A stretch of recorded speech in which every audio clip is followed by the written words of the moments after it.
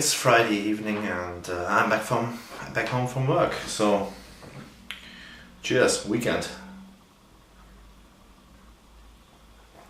Ah, lovely.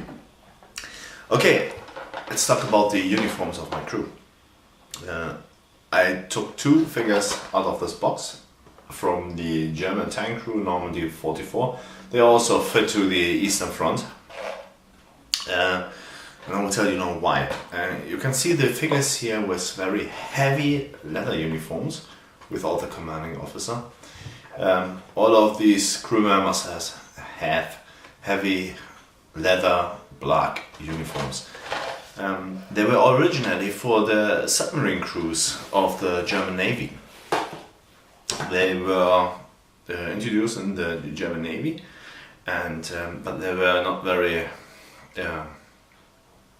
satisfying to the crew because they are very thick and very heavy, but they are fire resistant. So that was the main reason why the German high staff or high command introduced them to the submarine crews.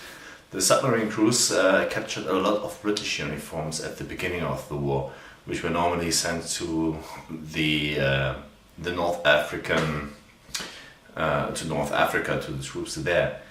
And the problem is that it became very warm in a submarine when the engine is running, the batteries gassed out, and all electricity, and all the people are in a small area.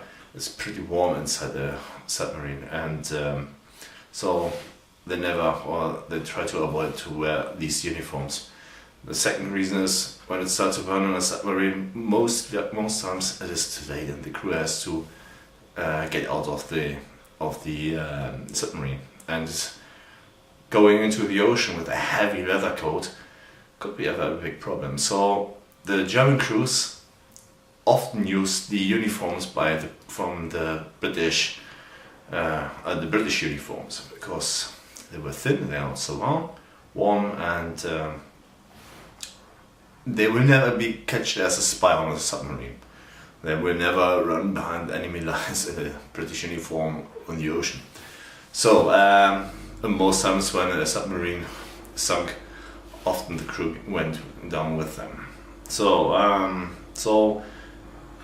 the High Command thought in 1944 it is necessary to protect our tank crews a bit better, because when a tank was hit, they often catched fire or caught fire, and so we have to secure or to protect our crews a bit better than the normal uniforms, because they can produce a lot of tanks, but they cannot train the tank crews as fast as they need. So they sent in 1944 these heavy black leather suits to the heavy tank platoons from the SS and the tank regiments. So the first units which got their fingers on was the Tiger platoons, like my tank from Russia or South Russia. First, they were very happy with the uniforms because they are very suitable in the winter because they are thick, they are warm.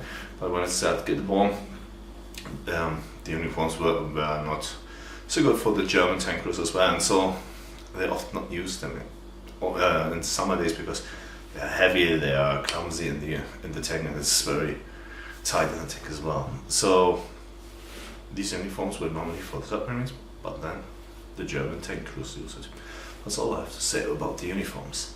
If you have any other questions about the uniforms or the crews or something else, ask me, write them in the comment, and yeah, that's it for the Tank Talk. The next video will be the review video for my tank, and then my Tiger is done, and I can take my full horizon to my next build.